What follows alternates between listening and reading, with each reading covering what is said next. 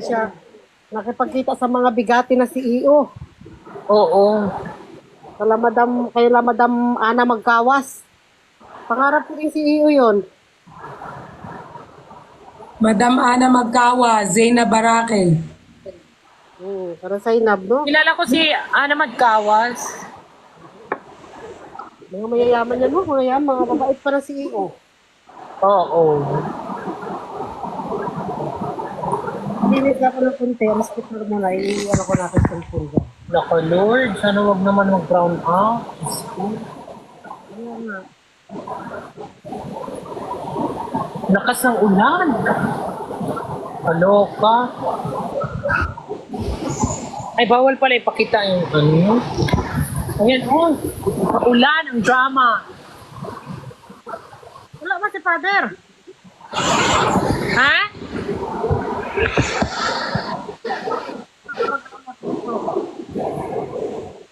Thank you. Mga kamag-anak daw natin na invite. Mga nawawala natin kamag-anak. Hindi na, wala na ibang mga kamag-anak.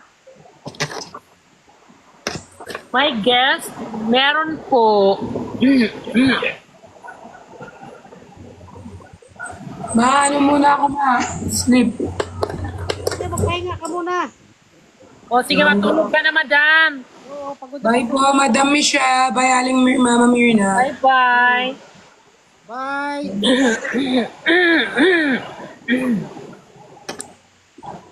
Balik ka na, Maynila, Michelle. Ayoko pa muna bumalik dyan sa Maynila. Uy, Saan kasi yung nanod? Sleep muna ako.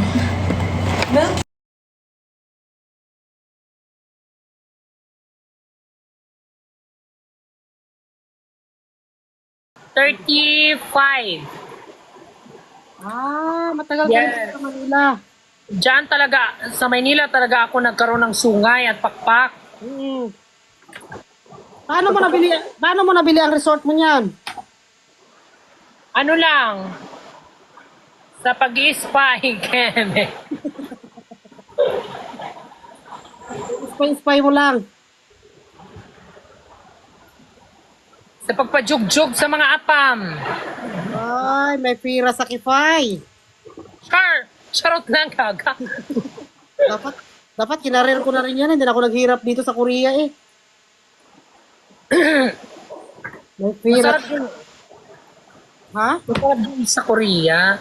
Hala, ano daw yun? Nay, umiyak si Jenny kay mentor kanina.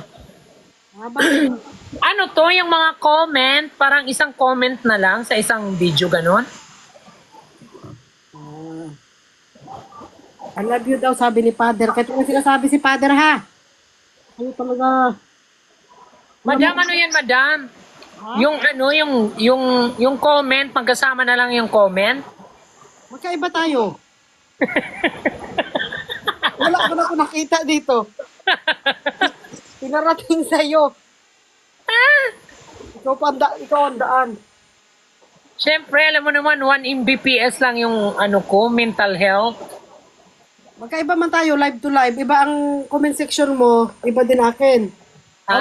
O maglaro tayong dalawa para may pagkakitaan natin sila.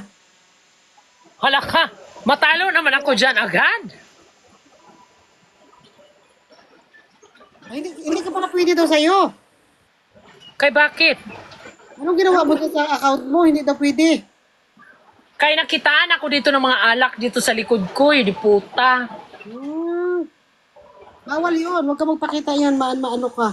Hindi dati naglalive ako dito sa counter. Hindi ko naman napapansin na bawal pala yung mga alak.